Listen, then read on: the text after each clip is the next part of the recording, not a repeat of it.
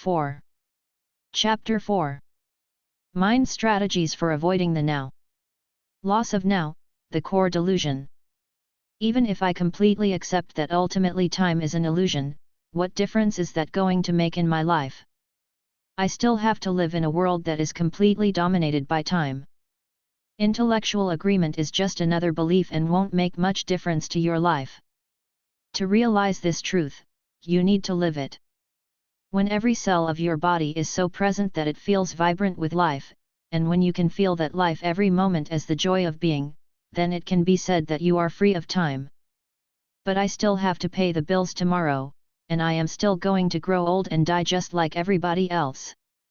So how can I ever say that I am free of time? Tomorrow's bills are not the problem.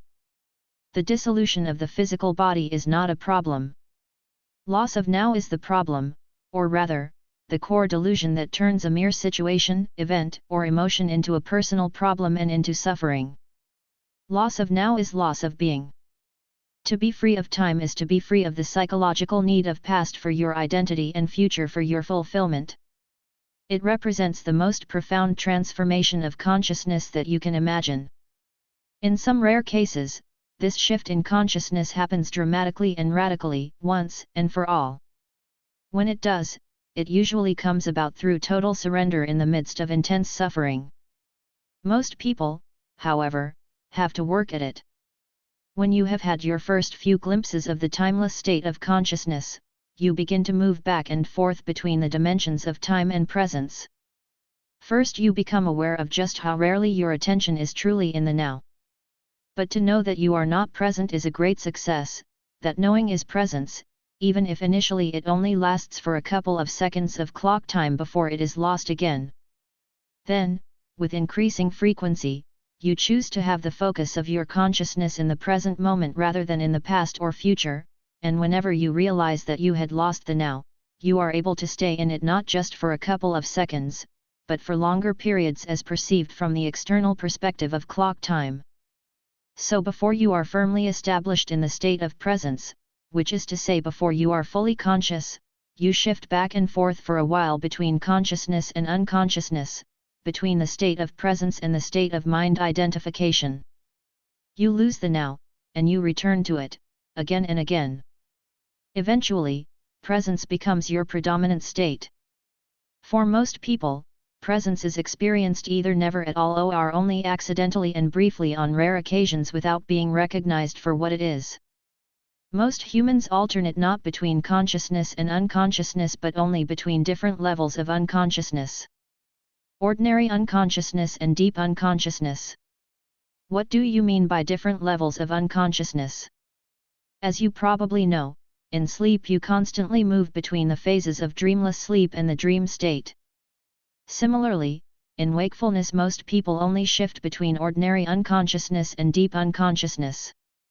What I call ordinary unconsciousness means being identified with your thought processes and emotions, your reactions, desires, and aversions.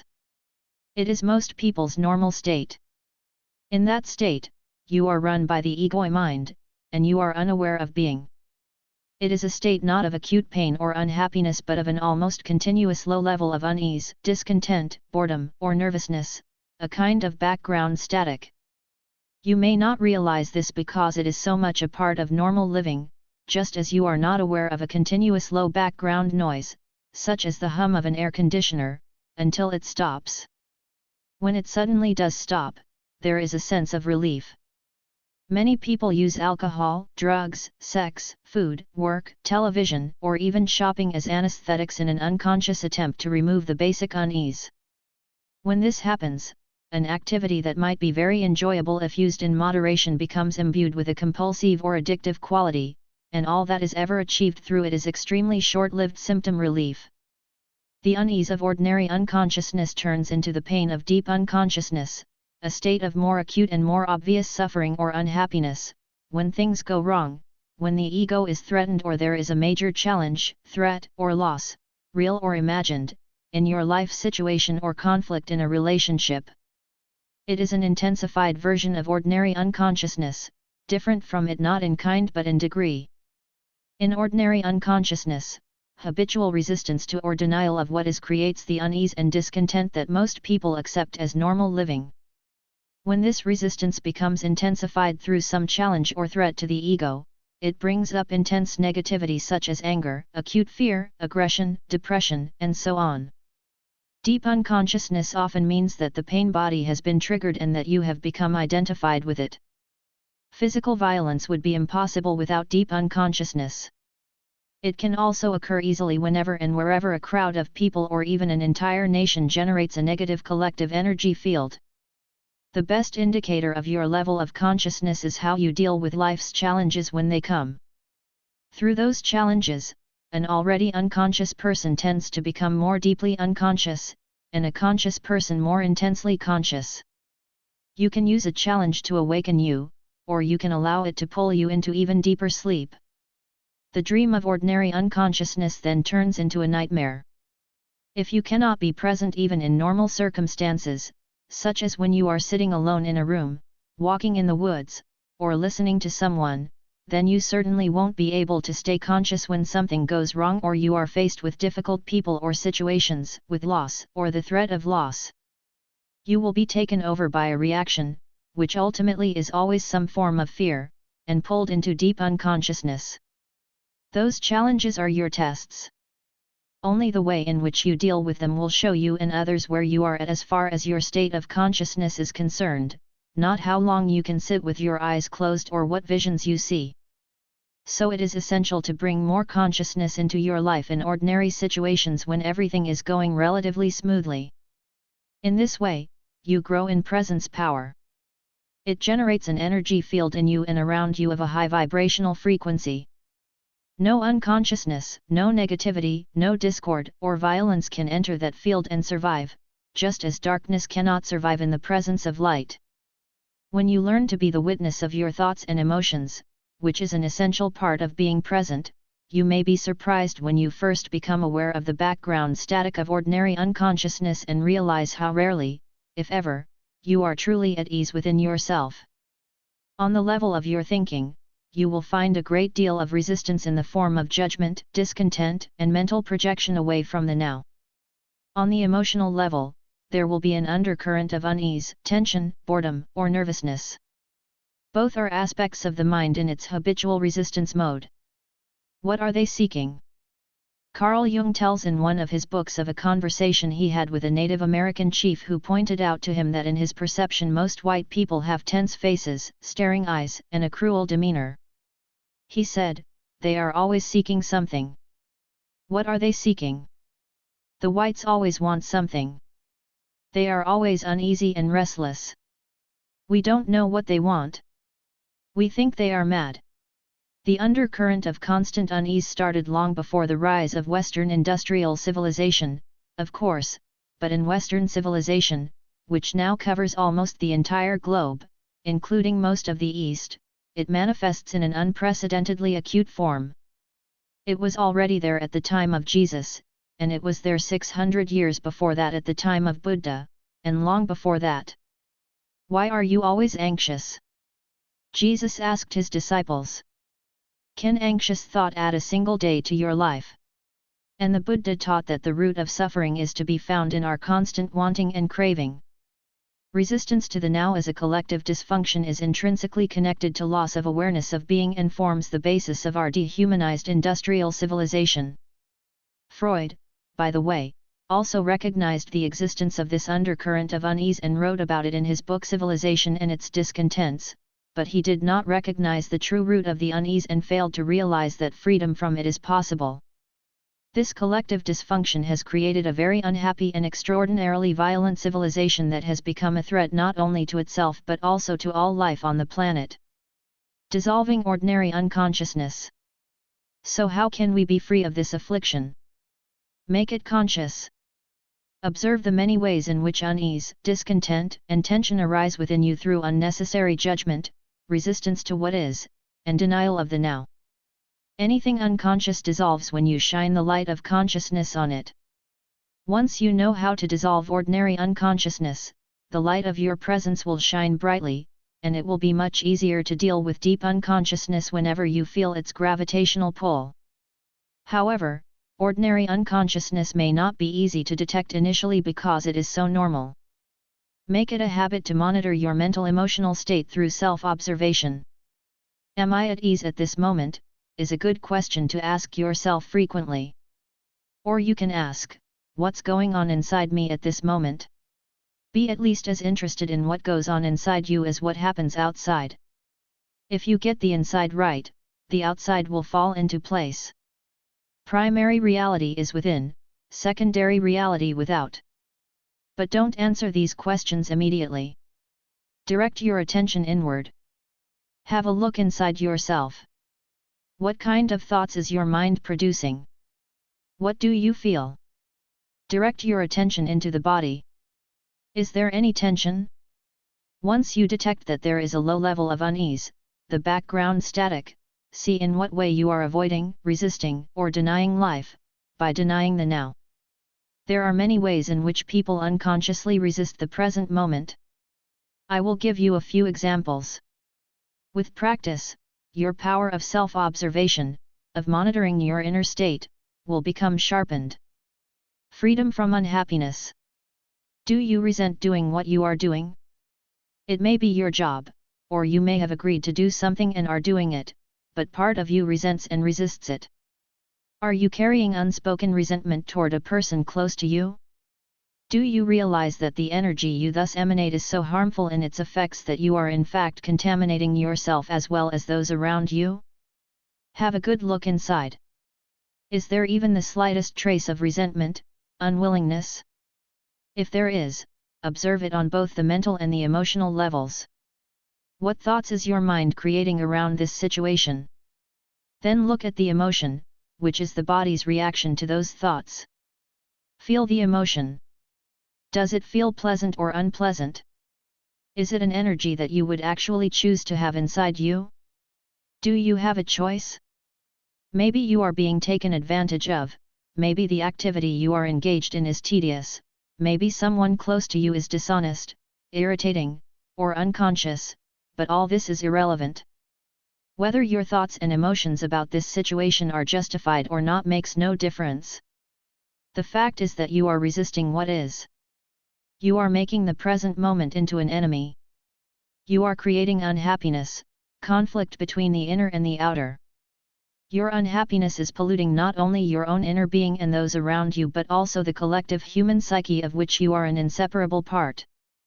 The pollution of the planet is only an outward reflection of an inner psychic pollution, millions of unconscious individuals not taking responsibility for their inner space.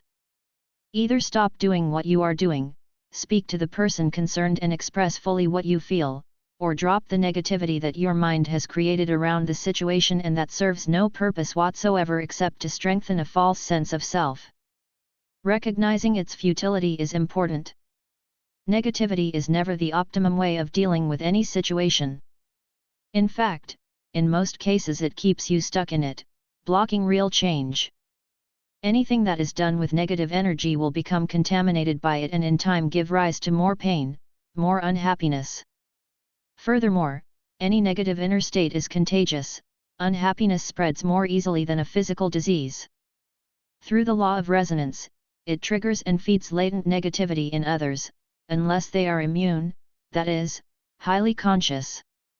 Are you polluting the world or cleaning up the mess? You are responsible for your inner space, nobody else is, just as you are responsible for the planet. As within, so without. If humans clear inner pollution, then they will also cease to create outer pollution. How can we drop negativity, as you suggest? By dropping it. How do you drop a piece of hot coal that you are holding in your hand? How do you drop some heavy and useless baggage that you are carrying? By recognizing that you don't want to suffer the pain or carry the burden anymore and then letting go of it. Deep unconsciousness, such as the pain body, or other deep pain, such as the loss of a loved one, usually needs to be transmuted through acceptance combined with the light of your presence, your sustained attention. Many patterns in ordinary unconsciousness, on the other hand, can simply be dropped once you know that you don't want them and don't need them anymore, once you realize that you have a choice, that you are not just a bundle of conditioned reflexes. All this implies that you are able to access the power of now. Without it, you have no choice. If you call some emotions negative, aren't you creating a mental polarity of good and bad, as you explained earlier? No. The polarity was created at an earlier stage when your mind judged the present moment as bad. This judgment then created the negative emotion. But if you call some emotions negative, aren't you really saying that they shouldn't be there, that it's not okay to have those emotions? My understanding is that we should give ourselves permission to have whatever feelings come up, rather than judge them as bad or say that we shouldn't have them. It's okay to feel resentful, it's okay to be angry, irritated, moody, or whatever, otherwise, we get into repression, inner conflict, or denial. Everything is okay as it is. Of course. Once a mind pattern, an emotion, or a reaction is there, accept it. You were not conscious enough to have a choice in the matter. That's not a judgment, just a fact. If you had a choice, or realized that you do have a choice, would you choose suffering or joy, ease or unease, peace or conflict? Would you choose a thought or feeling that cuts you off from your natural state of well-being, the joy of life within? Any such feeling I call negative, which simply means bad. Not in the sense that you shouldn't have done that, but just plain factual bad, like feeling sick in the stomach. How is it possible that humans killed in excess of 100 million fellow humans in the 20th century alone? Humans inflicting pain of such magnitude on one another is beyond anything you can imagine. And that's not taking into account the mental, emotional, and physical violence, the torture, pain, and cruelty they continue to inflict on each other as well as on other sentient beings on a daily basis. Do they act in this way because they are in touch with their natural state, the joy of life within? Of course not. Only people who are in a deeply negative state, who feel very bad indeed, would create such a reality as a reflection of how they feel. Now they are engaged in destroying nature and the planet that sustains them. Unbelievable but true. Humans are a dangerously insane and very sick species. That's not a judgment. It's a fact. It is also a fact that the sanity is there underneath the madness. Healing and redemption are available right now.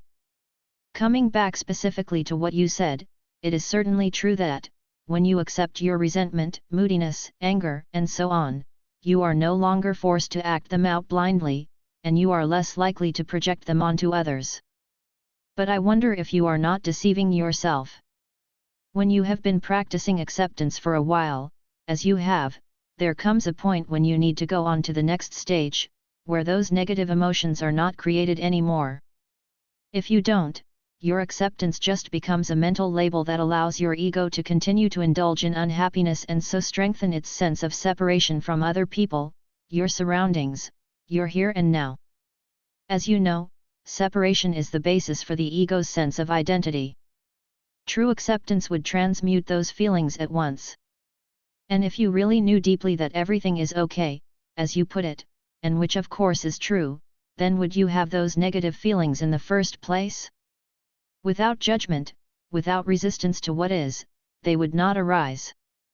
You have an idea in your mind that everything is okay, but deep down you don't really believe it, and so the old mental emotional patterns of resistance are still in place.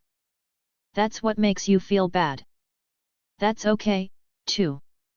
Are you defending your right to be unconscious, your right to suffer? Don't worry, nobody is going to take that away from you. Once you realize that a certain kind of food makes you sick, would you carry on eating that food and keep asserting that it is okay to be sick? Wherever you are, be there totally. Can you give some more examples of ordinary unconsciousness? See if you can catch yourself complaining, in either speech or thought, about a situation you find yourself in, what other people do or say, your surroundings, your life situation, even the weather. To complain is always non-acceptance of what is. It invariably carries an unconscious negative charge. When you complain, you make yourself into a victim. When you speak out, you are in your power. So change the situation by taking action or by speaking out if necessary or possible, leave the situation or accept it. All else is madness. Ordinary unconsciousness is always linked in some way with denial of the now. The now, of course, also implies the here. Are you resisting your here and now? Some people would always rather be somewhere else. Their here is never good enough. Through self-observation, find out if that is the case in your life. Wherever you are, be there totally. If you find your here and now intolerable and it makes you unhappy, you have three options: remove yourself from the situation, change it, or accept it totally. If you want to take responsibility for your life, you must choose one of those three options, and you must choose now. Then accept the consequences. No excuses. No negativity. No psychic pollution. Keep your inner space clear. If you take any action, leaving or changing your situation, drop the negativity first, if at all possible. Action arising out of insight into what is required is more effective than action arising out of negativity. Any action is often better than no action, especially if you have been stuck in an unhappy situation for a long time. If it is a mistake, at least you learn something, in which case it's no longer a mistake. If you remain stuck, you learn nothing. Is fear preventing you from taking action? Acknowledge the fear, watch it, take your attention into it, be fully present with it. Doing so cuts the link between the fear and your thinking. Don't let the fear rise up into your mind. Use the power of the now. Fear cannot prevail against it. If there is truly nothing that you can do to change your here and now, and you can't remove yourself from the situation, then accept your here and now totally by dropping all inner resistance. The false, unhappy self that loves feeling miserable, resentful, or sorry for itself can then no longer survive. This is called surrender. Surrender is not weakness. There is great strength in it. Only a surrendered person has spiritual power. Through surrender, you will be free internally of the situation. You may then find that the situation changes without any effort on your part. In any case, you are free. Or is there something that you should be doing but are not doing it? Get up and do it now. Alternatively, completely accept your inactivity, laziness, or passivity at this moment, if that is your choice. Go into it fully. Enjoy it. Be as lazy or inactive as you can. If you go into it fully and consciously, you will soon come out of it. Or maybe you won't. Either way, there is no inner conflict, no resistance, no negativity. Are you stressed? Are you so busy getting to the future that the present is reduced to a means of getting there? Stress is caused by being here but wanting to be there, or being in the present but wanting to be in the future. It's a split that tears you apart inside. To create and live with such an inner split is insane. The fact that everyone else is doing it doesn't make it any less insane. If you have to, you can move fast, work fast, or even run, without projecting yourself into the future and without resisting the present.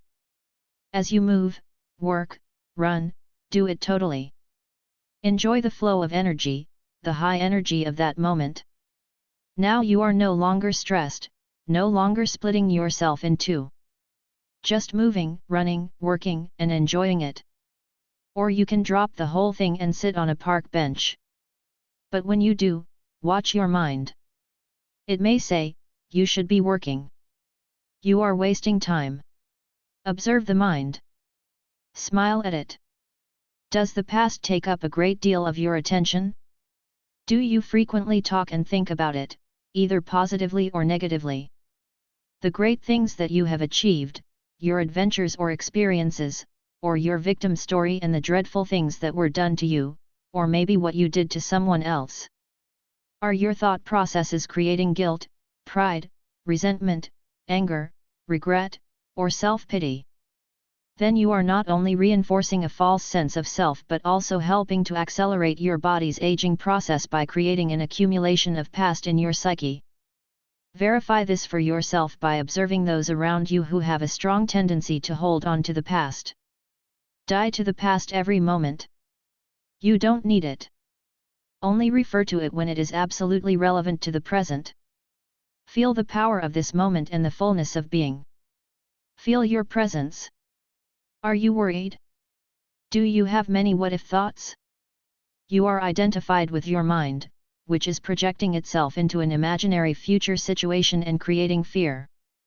There is no way that you can cope with such a situation, because it doesn't exist. It's a mental phantom. You can stop this health and life-corroding insanity simply by acknowledging the present moment. Become aware of your breathing. Feel the air flowing in and out of your body. Feel your inner energy field. All that you ever have to deal with, cope with, in real life, as opposed to imaginary mind projections is this moment. Ask yourself what problem you have right now, not next year, tomorrow, or 5 minutes from now. What is wrong with this moment? You can always cope with the now, but you can never cope with the future, nor do you have to. The answer, the strength, the right action or the resource will be there when you need it, not before, not after. One day I'll make it. Is your goal taking up so much of your attention that you reduce the present moment to a means to an end? Is it taking the joy out of your doing? Are you waiting to start living? If you develop such a mind pattern, no matter what you achieve or get, the present will never be good enough, the future will always seem better. A perfect recipe for permanent dissatisfaction and non-fulfillment, don't you agree? Are you a habitual waiter? How much of your life do you spend waiting? What I call small-scale waiting is waiting in line at the post office, in a traffic jam, at the airport, or waiting for someone to arrive, to finish work, and so on. Large-scale waiting is waiting for the next vacation, for a better job, for the children to grow up, for a truly meaningful relationship, for success, to make money, to be important, to become enlightened. It is not uncommon for people to spend their whole life waiting to start living. Waiting is a state of mind. Basically, it means that you want the future, you don't want the present. You don't want what you've got, and you want what you haven't got. With every kind of waiting, you unconsciously create inner conflict between your here and now, where you don't want to be, and the projected future, where you want to be. This greatly reduces the quality of your life by making you lose the present. There is nothing wrong with striving to improve your life situation. You can improve your life situation, but you cannot improve your life. Life is primary. Life is your deepest inner being. It is already whole, complete, perfect. Your life situation consists of your circumstances and your experiences. There is nothing wrong with setting goals and striving to achieve things. The mistake lies in using it as a substitute for the feeling of life, for being. The only point of access for that is the now. You are then like an architect who pays no attention to the foundation of a building but spends a lot of time working on the superstructure. For example, many people are waiting for prosperity. It cannot come in the future.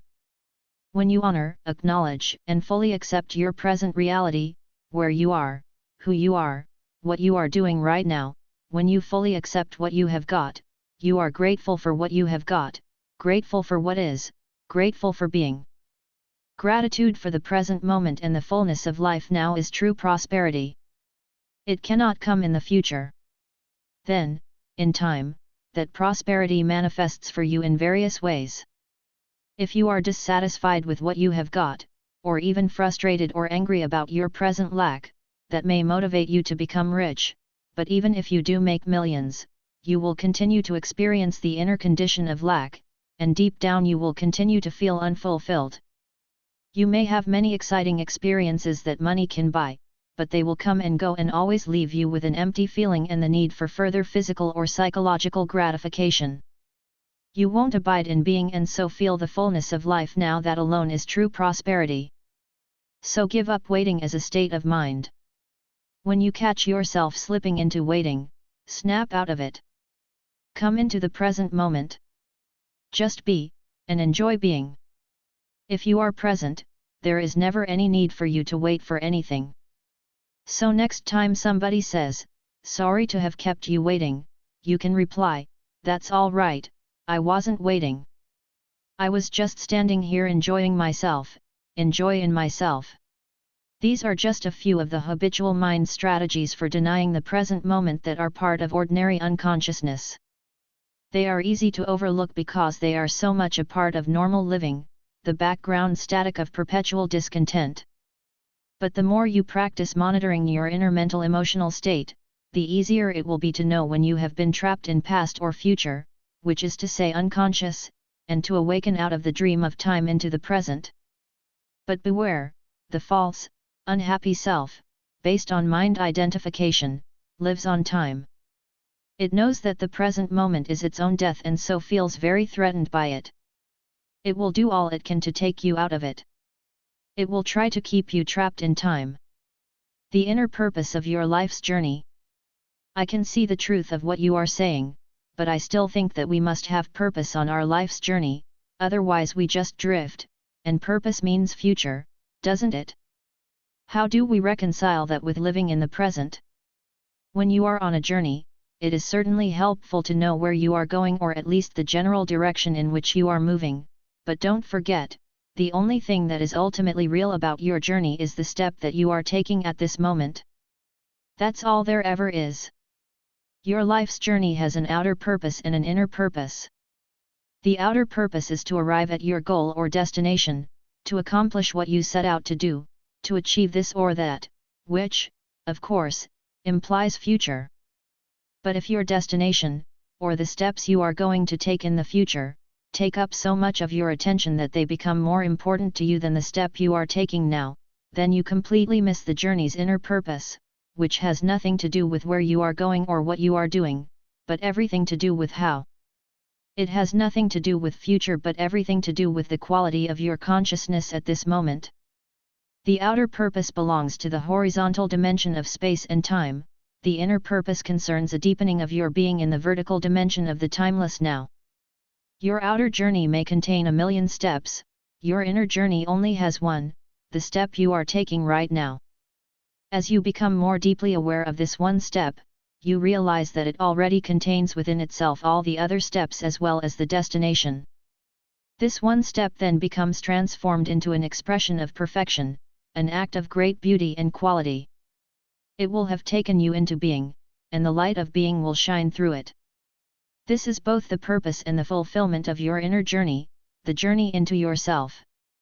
Does it matter whether we achieve our outer purpose, whether we succeed or fail in the world? It will matter to you as long as you haven't realized your inner purpose. After that, the outer purpose is just a game that you may continue to play simply because you enjoy it. It is also possible to fail completely in your outer purpose and at the same time totally succeed in your inner purpose. Or the other way around, which is actually more common, outer riches and inner poverty, or to gain the world and lose your soul, as Jesus puts it. Ultimately, of course, every outer purpose is doomed to fail sooner or later, simply because it is subject to the law of impermanence of all things. The sooner you realize that your outer purpose cannot give you lasting fulfillment, the better. When you have seen the limitations of your outer purpose, you give up your unrealistic expectation that it should make you happy, and you make it subservient to your inner purpose. The past cannot survive in your presence. You mentioned that thinking or talking about the past unnecessarily is one of the ways in which we avoid the present. But apart from the past that we remember and perhaps identify with, isn't there another level of past within us that is much more deep-seated? I am talking about the unconscious past that conditions our lives, especially through early childhood experiences, perhaps even past life experiences. And then there is our cultural conditioning, which has to do with where we live geographically and the historical time period in which we live. All these things determine how we see the world, how we react, what we think, what kind of relationships we have, how we live our lives. How could we ever become conscious of all that or get rid of it? How long would that take? And even if we did, what would there be left? What is left when illusion ends? There is no need to investigate the unconscious past in you except as it manifests at this moment as a thought, an emotion, a desire, a reaction, or an external event that happens to you. Whatever you need to know about the unconscious past in you, the challenges of the present will bring it out. If you delve into the past, it will become a bottomless pit. There is always more. You may think that you need more time to understand the past or become free of it, in other words, that the future will eventually free you of the past. This is a delusion. Only the present can free you of the past. More time cannot free you of time. Access the power of now. That is the key. What is the power of now? None other than the power of your presence, your consciousness liberated from thought forms. So deal with the past on the level of the present. The more attention you give to the past, the more you energize it, and the more likely you are to make a self out of it. Don't misunderstand, attention is essential, but not to the past as past.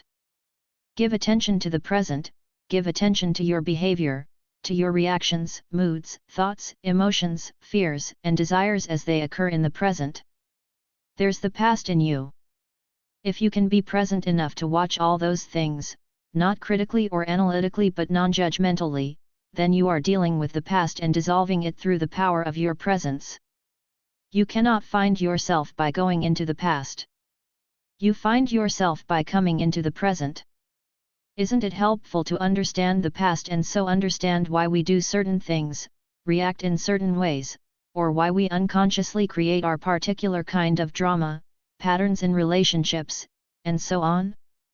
As you become more conscious of your present reality, you may suddenly get certain insights as to why your conditioning functions in those particular ways, for example, why your relationships follow certain patterns, and you may remember things that happened in the past or see them more clearly. That is fine and can be helpful, but it is not essential. What is essential is your conscious presence. That dissolves the past. That is the transformative agent. So don't seek to understand the past, but be as present as you can. The past cannot survive in your presence. It can only survive in your absence.